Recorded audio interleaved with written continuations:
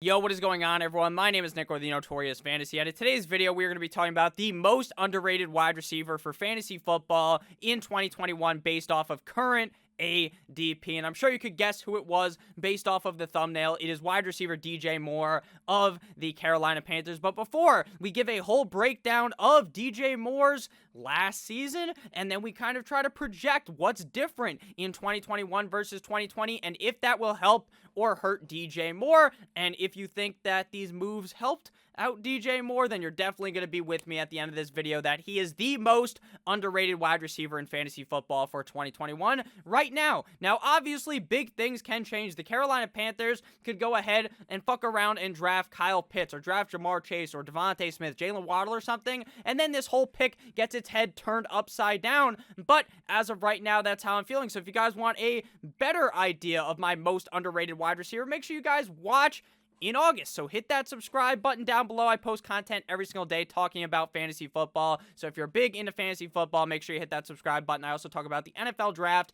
as well as NFL breaking news on my channel. So let's get into it. If you guys also want to see my most underrated running back, yesterday I talked about James Robinson, running back of the Jacksonville Jaguars, and why he is getting heavily slept on, sleepy style like the mattresses. So let's get into it. Last season, DJ Moore finished as wide receiver 25 in PPR, wide receiver 21.5 PPR, and wide receiver 17 in standard, playing in 15 games, averaging 14.1 PPR points per game, 11.9 half PPR points per game, and 9.7 standard points per game, meaning on a points per game basis, he was wide receiver 27 in PPR, tied with his ex-teammate Curtis Samuel, wide receiver 21 in half PPR, tied with Amari Cooper, Deontay Johnson, Marvin Jones, and Jamison Crowder, and was wide receiver number 19 in standard. Now, again, if you guys have watched my videos in the past, the reason why I make this distinction between finish on the season and points per game finish is because the points per game finish tells the real kind of tale of the season. How reliable was he week in, week out? How good was he in that? Whereas the finish at the end of the season really means how healthy was he, right? Did he actually play all 16 games? Because a player could have been very good last year, like Will Fuller. He doesn't finish as a top 10 wide receiver, but if he didn't do those PEDs, he probably would have been one of the top 10, if not even a top 5 guy at the wide receiver position. So that's why I make that distinction, and I advise that when you guys are doing your research for your fantasy drafts to look at points per game finish as well. So last season, DJ Moore had a hell of a year. He played quite well after having a great 2019 season as well. In 2020, this man had 118 targets, 7.9 per game, ranking 19th at the wide receiver position for a grand total of 66 receptions, 30th most at wide receiver for 1,193 receiving yards, 5th most at wide receiver, or 9th most at wide receiver for 79.5 yards per game, for a total of 4 touchdowns, 48th highest at the wide receiver position. So what kind of went wrong as to why DJ Moore didn't finish as a top 20 guy in all formats? Why was that, right? He has the targets.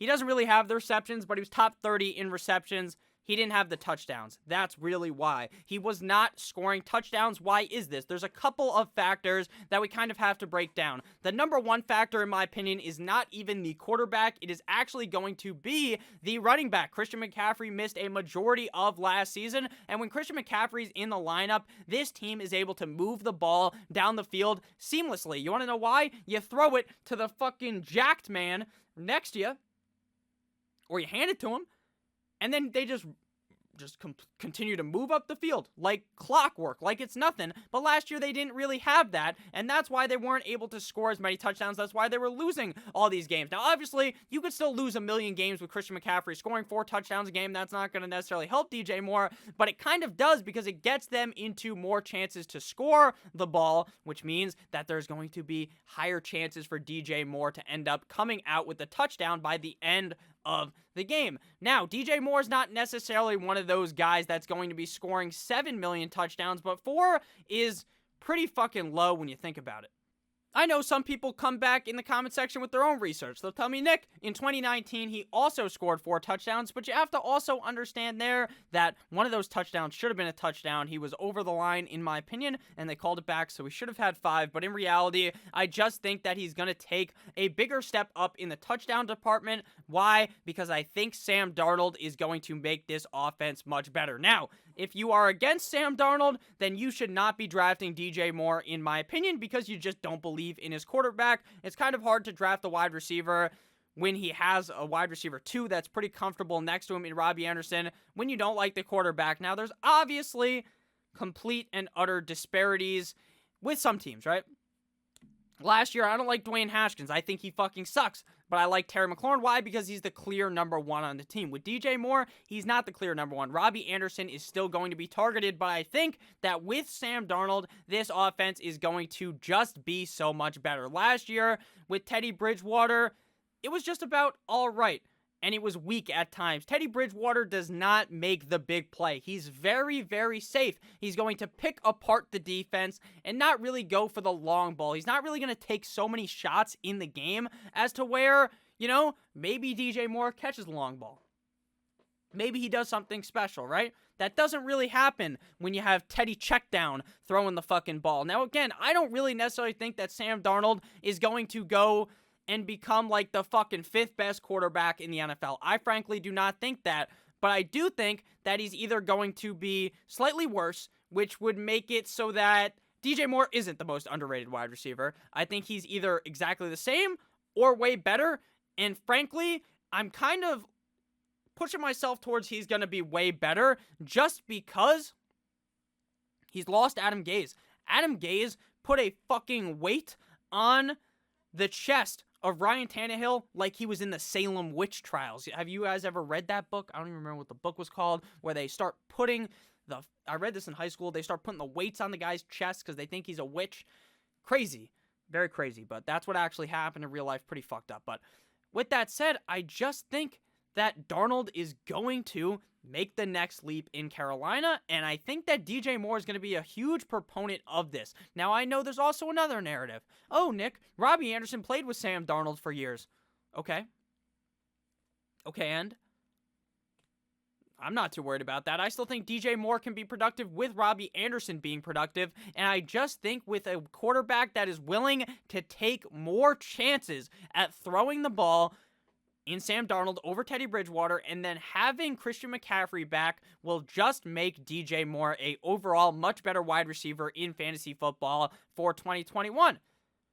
I think if he's catching more of the balls, obviously he had 118 targets and only 66 receptions because Teddy Two Gloves isn't necessarily throwing the ball perfectly his way, and he was kind of struggling a bit with catching the ball last year. He only had a 55.9% catch rate, 93rd most at wide receiver, so he wasn't playing the best last year, but I think with the new quarterback, I really think that things are going to change in Carolina for DJ Moore. Yards per reception last year, 18.1, 4th most at wide receiver, 10.1 yards per target, so he's able to go ahead and get that yak on every single catch. His drop rate was insane in the membrane. 8.5% of the time the ball was thrown his way. 7th most at wide receiver, he was dropping the ball. 10 drops on the season, 2nd most at wide receiver. So again, I'm thinking with better ball placement, with a better team, with another year under the head coach, that it is going to get better in Carolina. Now again,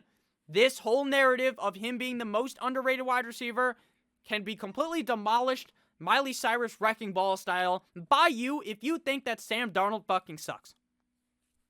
And you can think that. You can think that because I thought it for years because I hate the Jets.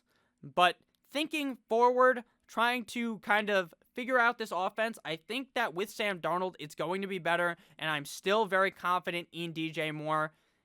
And he's not even going that high to where if you take the risk and he's just all right, you're still going to be very happy, but he has that potential to be great, in my opinion, in 2021. So thank you guys all so much for watching. I really do appreciate it. If you guys like DJ Moore, let me know. If you fucking hate him, let me know as well. I apologize for cursing a couple too many times at the end of the video, but it is what it is. I love you guys all. Have a safe rest of your guys' day. Make sure that you have a fun time. Happy Tuesday, and tomorrow is Hump Day. Make sure you leave the word Gillette down below if you made it this far. That is the stadium that the Patriots play in, as well as the deodorant that I use. I love you guys all. No free shout outs. Goodbye.